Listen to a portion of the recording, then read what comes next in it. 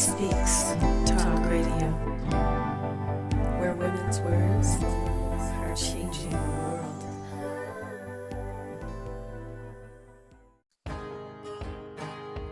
Hello and welcome to Love Fools with me, your host, Terri Lee-Shield, where we are hopelessly devoted to exploring and embodying the universal language of love. Love Fools is brought to you by Love School, where we explore loving self, others, and everything. Join us there for deeper exploration at www.loveschool.uk. Now for today's episode. Hello and welcome to this next episode of Love Fools. I am going to present a really deep realization in this episode, and I haven't quite fixed on the title. It'll come on the end, but the episode is about the connection between love, money, codependency, and God, and why proving ourselves to others never works. So if any of those words trigger you, like especially the God word, might not be the show for you. Or dive into the trigger, which is what I like to teach. Dive into that trigger. Why is that word upsetting you so much? So just for clarity's sake, I am going to clarify straight away the word God. I do not follow any dogma, any religion at all. I'm a deeply spiritual person, and I follow my own spirituality, my own guidance, my own connection to God. And God to me is the gift of divinity. It is the divine that is life. It's that unquestionable connection between everything that is alive, everything that was alive, that magic of life. And the source of how we're here, how are we alive. So just to clarify, every time I use the word God, that is what I'm referring to. I'm referring to the divinity of things that are alive. Now, I have been through quite a bit of a process this week. In fact, unfolding over a little while, I have been looking at my relationships. Well, obviously, you see that I have created Love School. Doing the pointy thing that never works again.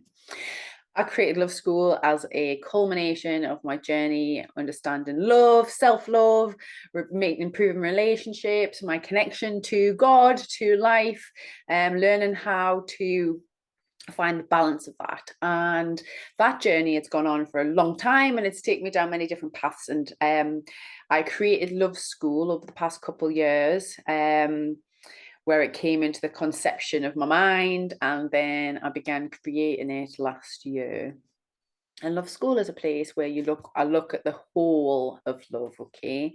The complex idea of love and what it is, and how to get more of it, and how to align with it. And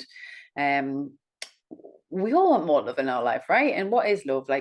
So love to me has this deep connection with divinity, and sometimes we can forget that, can't we? Especially when we're searching for love, or we feel a lack of love, or we're not aligned with the love in ourselves, or seeing a reflection of love in other people. And just over the past few probably weeks, I have been exploring my relationship to money, and the idea of abundance, and my work and how I express. And one thing that I talk about a lot is patterns in nature, and we are essentially just repeating patterns, okay? Our whole bodies are just repeating patterns. We are all just avatars of humans. It's just a slightly different pattern of what it means to be a human, and our behaviours often replicate that. And there's a well-known saying, isn't there? How you do one thing is how you do everything. And that's something that I understand quite deeply now after my own healing journey, is when you can kind of understand the core driving factors of your patterns, your responses to life, your trauma responses, how you behave in relationships, it kind of mirrors in other areas of your life. And one link that I found on my journey, which was very obvious, was the link for me. It might be different for you, but I'm going to see, since it's a pattern in my life, it'll be a pattern in other people's lives, because we're all subject to these patterns and cycles. The link between love and money is a very tangible one. How we are open to receiving money, how we respond to it, the ideas we have around it, because love is I mean, love is something that we want, that enhances our life. Money is something we want that enhances our life, and love is something we give meaning to. Money is something we give meaning to, and often their meanings are connected, because I'm going to get a little bit deep here. When we're born, we obviously we get messages as we're growing as children and stuff like that. We rely solely on love in order to meet our needs. If we don't get love and compassion when we're a baby, we'll die. That's scientifically proven, but it's just a fact. Like, if your mother doesn't care for you as a baby, particularly I'm talking before modern days, you know, if she wouldn't breastfeed, or if other people weren't, like, you know, for whatever reason, if you couldn't breastfeed, if other people weren't compassionate to share resources with a child, then it's not going to survive. So at a very early age, pretty much from birth, there's this link in us between love equals getting our needs met, getting our sustenance, getting what we need from life. And then as we grow, that kind of translates to money. Now, I hope this doesn't sound scattered now when I go through this whole thing, because it makes sense to me. Obviously, I went through the process. But I watched a video yesterday, which was at the end of this process, that a recent process that I've been through. I was really, really diving into this old wounding. And I've done this work for years. I've kind of unpacked a lot of my trauma wounds. I've unpacked a lot of my patterns, trying to get to the core of it, and traced a lot of it. Like I say, the vast majority of stuff comes back to your childhood, and the wounds have been provided for or not being provided for by our parents.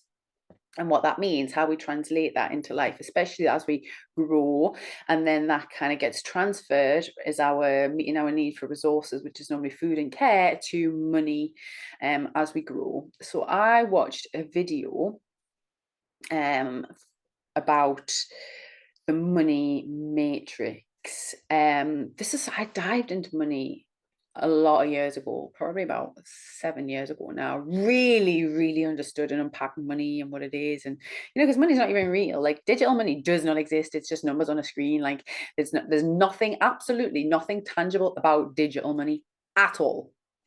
It doesn't exist. It's just numbers on a screen. Like, there's no, and nothing behind it. It's just an energy exchange of just numbers that just get passed from one person to another. And that dictates the quality of our life. That dictates what resources we can access. That dictates all sorts of things in ourselves if we unpack it. What we're worth, how we value ourselves, what we think we're worth, what we can access, what experiences we can have, can translate into so many different things. And I really wanted to just unpack this block I was having in my life to do with money, because I was like really kind of flowing with my life, and had really built up a pretty healthy, solid relationship with money, with most things, like I say, because it kind of ripples. My relationships had become much more stable, much healthier, much more reliable. And COVID started to kind of shake that up a bit for me. And like I say, and that played out through my profession. So that's how I ended up creating Love School, was because the land-based projects that I was doing, the projects that I was like the 3D, you know, physical projects I was creating, wasn't able to do in the same way anymore. And I was like, well, I have to try and translate that to online then, if I'm going to be like having to work from home and everything because of all the lockdowns, etc., etc. So that was like the train of thought that created, that pushed me and nudged me to start creating Love School. And that had a ripple effect over a period of time where obviously I became reliant in, well, not obviously, but because I couldn't work, and I then had to go on to universal credit and get support from an outside authority. And it just really started to shift my money pattern back into this old pattern I had worked my way out of. And it was going on a little bit too long for my level of comfort. Okay. And then it got to a point where it got into a real standoff. Because there's this conflict in this. I do not want to be relying on other people, especially on an authority, especially an authority whose values I don't align with, for my money.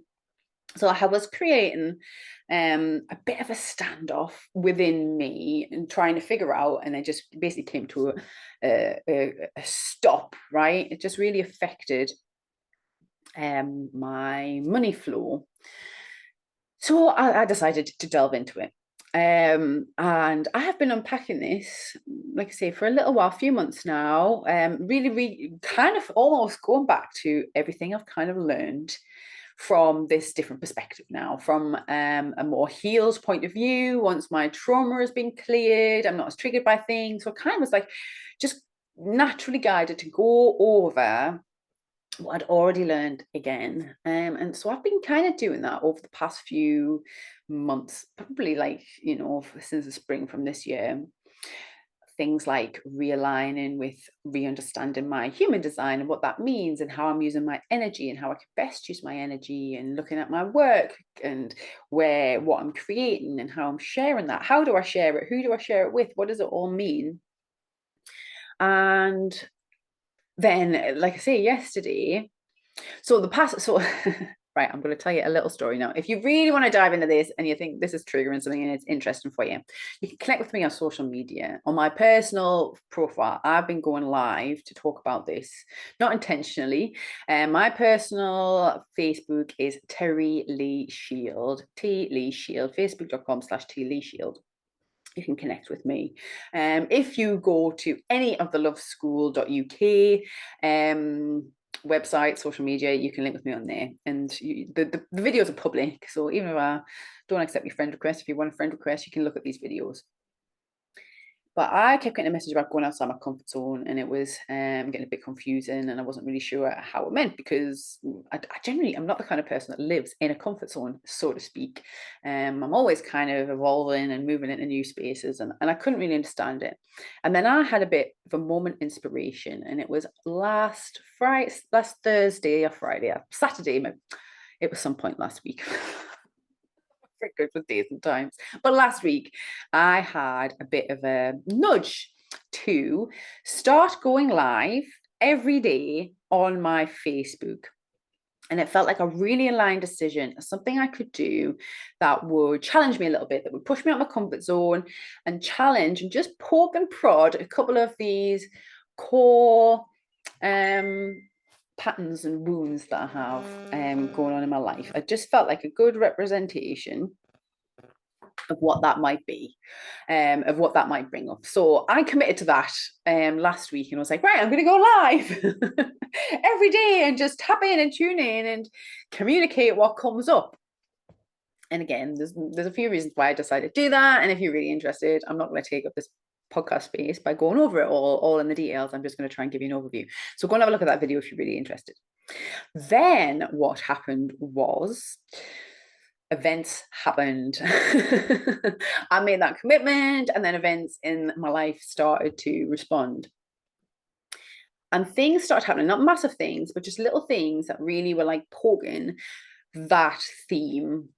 And so the next video that I ended up doing, so it definitely was the Saturday, because the Sunday I didn't do a video because that's the day that I just totally off to myself. And the following one, which was Monday, I was really conflicted. I really wasn't sure about doing the video. I was like, had some things happening, and I just have this like, I was kind of seeing both sides of the situation, but I really wasn't settled on it. And my energy was a bit torn, and it's quite a strong energy for me when that happens, but I normally go through that alone because I know it's going to it's stirring things up essentially, and I've got to process them. And so I do what I do to channel that energy and go through that process. So anyway, that happened on the next day, which was the Monday, now the Tuesday. So I had quite a lot happen on the Monday.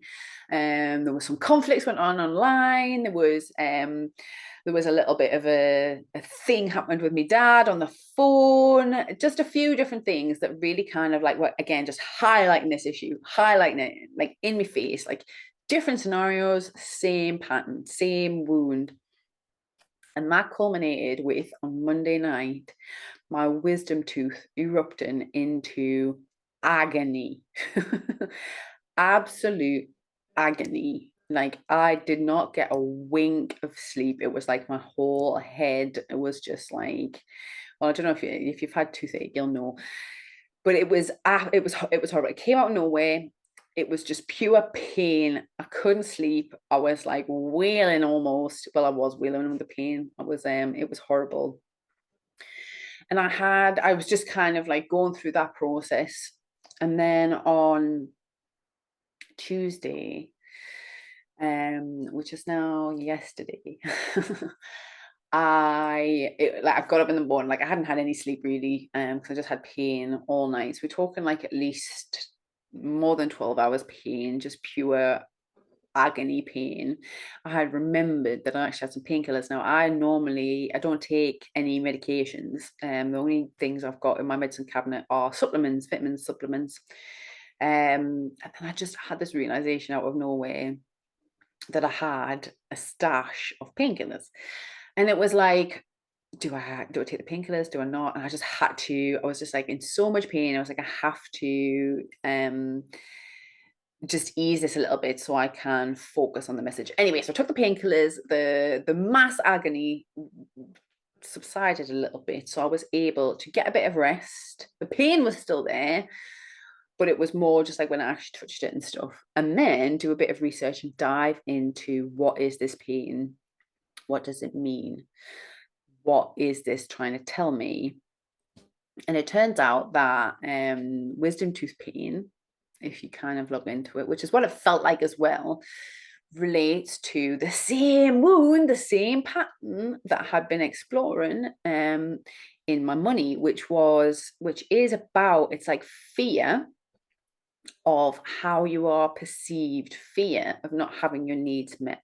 So taking it back, right, this all links. So taking it back to what I started with, it's that deep fear, right, that if my mother or my father don't like me or don't love me, I'm not going to get my needs met. So it's that where codependency is first created, is that if I behave in a certain way, I'm going to get your approval, therefore I'm going to get your love and your attention and your affection, and that's going to translate to me getting my needs met. Codependency is a deep process of externalising your need for validation, your need for approval, in exchange for having your needs met, because you don't think you can meet them yourself. And like I said, this really often, most cases, happens in childhood and very early childhood. And I had realized a long time ago that was what had happened to me. That was what I was recovering from, especially in my relationships. I was recovering from codependency, this externalizing, giving myself up to seek the approval of other people, and then dealing with the consequences of what that had meant. And some of those consequences for me were massive. They were real trauma wounds that had led to sexual abuse, led to rape, led to abusive relationships, patterns in my life, in pretty much every relationship where one way or another, I would give myself away. And then for me, as a self-employed person, and I've been self-employed for a long time, I made the decision to be self-employed because I found when I was an employee, I had to give myself up. I was ignored my needs to get my needs met, right? So for me, part of my giving up the idea of employment was the very first stand I took against my codependency without realizing even what that was. So it was one of the very first things I did to stand up for myself, to release from that bond of codependency. And then when I think about it, it was like my first steps into becoming person I am now, on towards my healing journey. It is my uncovering. And that was essentially, in a nutshell, what the video I watched, and it was only a couple of sentences in the end of the video actually that really resonated, was about that the money matrix, the money system we created, the whole idea of being an employee, being employed, relying upon other people, is codependency, right? Because you're like, well, unless I meet the approval of my boss or whoever it is that you work for, I don't get money, therefore I don't get my needs met. So that whole system is based on codependency, and it reinforces codependent behaviours. And what the sentence said in this in the video that I watched was that actually what the money matrix is a replacement of God.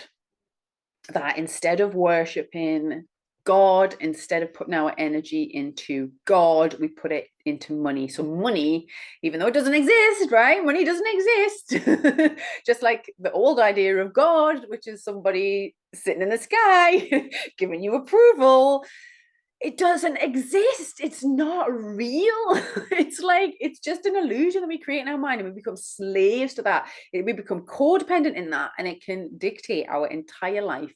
And because we do that on a subconscious level to the money system or to a religion or whatever it is, that will ripple out in our lives, in our relationships, in every single connection that we have, because it's an all-encompassing subconscious behavior of seeking external validation in order to have our needs met. So I'm going to take it the next level deeper here. So what happened in me when I seen that? It was one of those real resonating moments of remembering, because I had this realization years ago. So I'm like, I'm like, well, what was different? I says, I know that, like, and I'm thinking to myself, I know this. So why is this person saying it to me now? And I'm like, I know it, but that's not being reflected in my experience. What is the difference between in the past when I had this sense of knowing and now? And this is where I got my light bulb moment from my life. I'm going to go back a little bit before I give you the light bulb. There was a period in my life of time when I first started my land-based projects, and it was a massive shift for me from working in the media industry. I'd kind of embarked on a healing journey. I really connected with God and my God and with spirituality, and really felt from my heart of hearts that what I needed to be doing was transforming these land spaces, was creating systems that affirmed life, that were life affirming systems. And this, like I said, that was kind of like a few years ago. That was like 7-8 years ago now, even maybe even longer, I can't remember. But that shifted my entire life, my consciousness. It was a massive shift in consciousness when I made that choice. And it was a massive shift in my abundance. So what happened when I started that? I had some of the most amazing experiences of my life. I made that shift, and I was really, really living, embodying that understanding that I had, that I create my reality, that I am God, but yet I was also connecting to a higher source, if you like, an external source.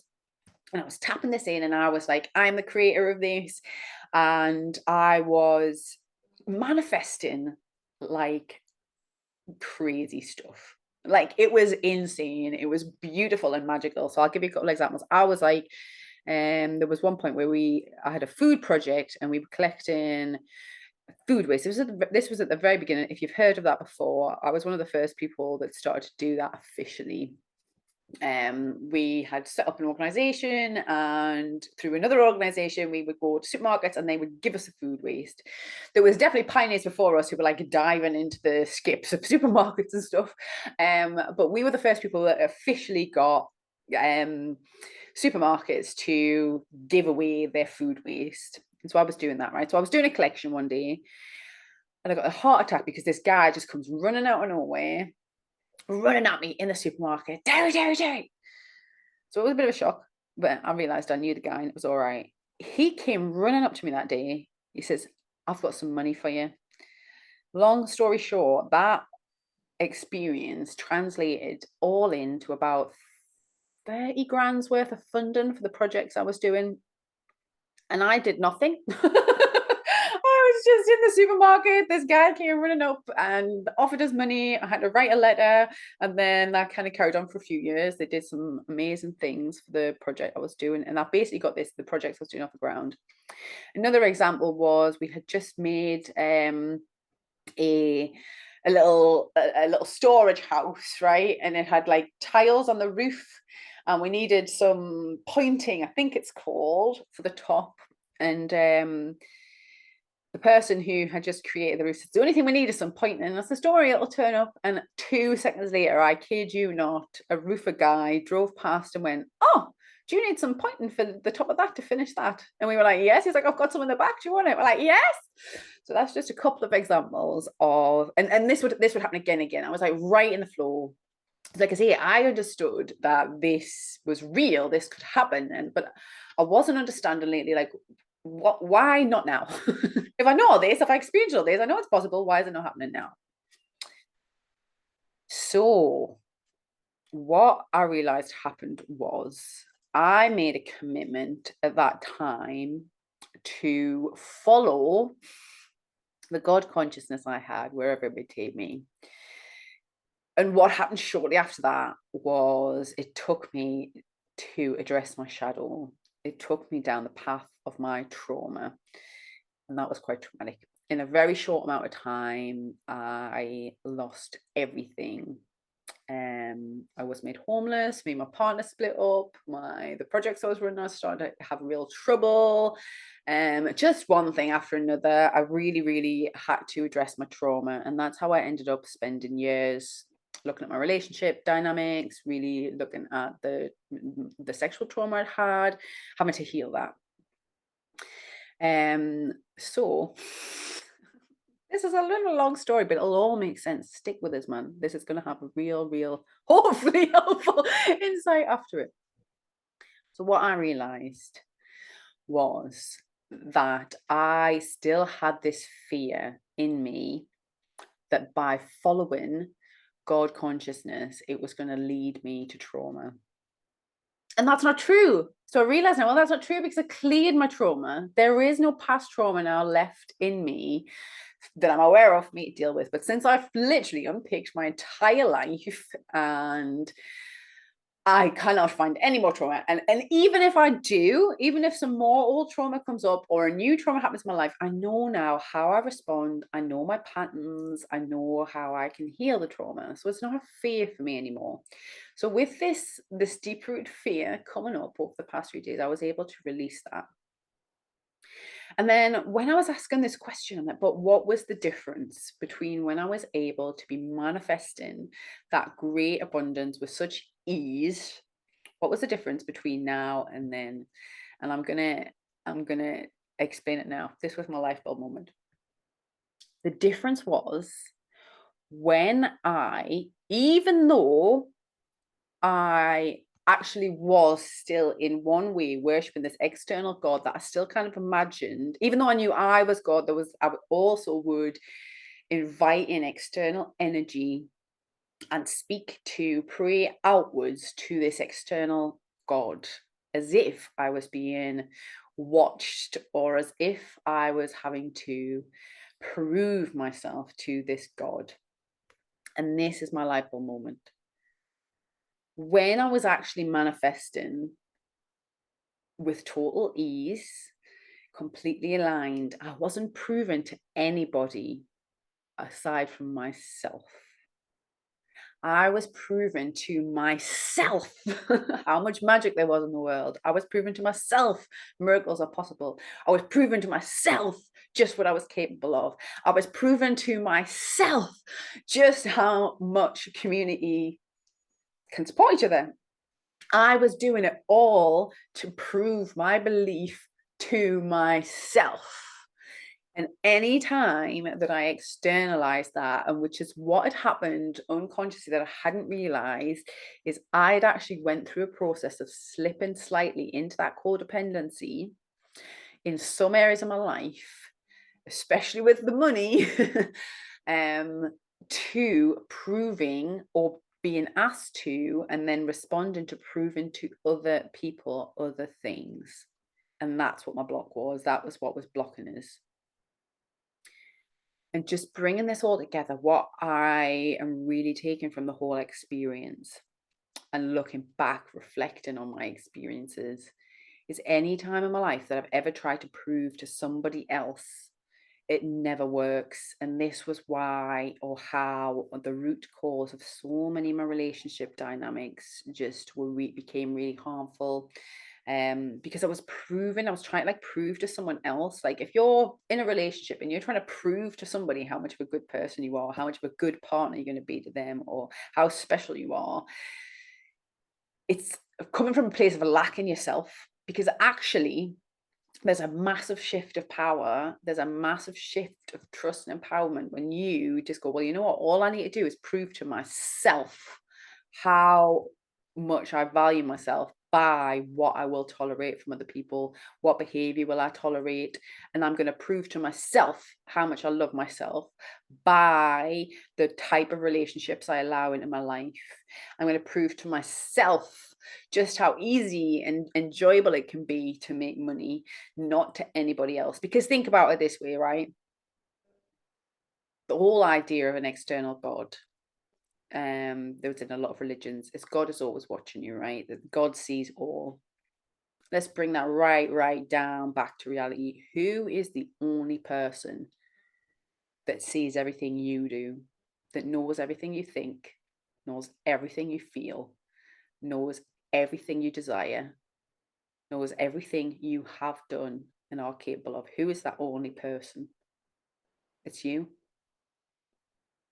It's you, because you are God. You are the God spark of divinity that is you. And the only person, the only thing you need to prove that to, how worthy you are or whatever, is yourself. Because you are the one that knows whether that's true or not. And as you unpack a healing journey, or as I unpack my healing journey, it was always shifts came when I proved to myself that, when I proved to myself my integrity, when I proved to myself how much I love myself by taking care of my body, by healing my mind, by changing my thoughts, by checking my intentions, by affirming my intentions, by aligning my actions with my intentions, by setting boundaries that I would only tolerate healthy relationships, by healing my wounds of rejection of the people, knowing that I can't actually control the validation or the external validation I'm trying to seek from the people. I can't control that. All I can do is control how I validate myself, how I validate my own energy, and all you can do is the same. And when you align with that, you are in true flow of God. You're in true flow of love, because you can give that to yourself. You can give yourself the love, the approval, and the validation that you need. And that then will heal your codependency. You don't need it from anyone else. And that will invite in everything that you need, because you trust yourself and you love yourself and you know, well, I'm not going to tolerate anything that's harmful to me. I'm not going to accept a life that's not aligned with my deepest desires. I'm not going to behave in a way that I don't find integral, because I have to live with the consequences, because I am the one that sees all. I am the one that knows. I am the one that's going to make the choices. I'm going to bless myself with the choices that I make to make my dreams come true. So there you go. This is I think this is slightly longer than what it normally is for the radio show, but I feel like this is a really important topic, realization, bringing together of hopefully so much that will help. Let me know, please, if it helps you. I realized, because I'm not great at tech, that the comments were off on YouTube, but I fixed it. The comments are now back on YouTube. You can connect with me, like I say, through any of the social media channels linked with Love School. It's loveschool.uk. And also on my personal Facebook, if you want to have a look at them videos that led me to this realization. Please share with me what you think about what I've just shared, how this is going to help you, what it might change in your life. Let's create some love and abundance for each other and happy, healthy relationships. All right. Thank you for listening. I'm going to connect with you again on the next episode. Bye. Thank you for listening to this episode of Love Fools, where we have been exploring and embodying the universal language of love. Love Fools is brought to you as part of Love School, where we explore what it means to love self, others, and everything. For more information, come and have a look at our site, www.loveschool.uk.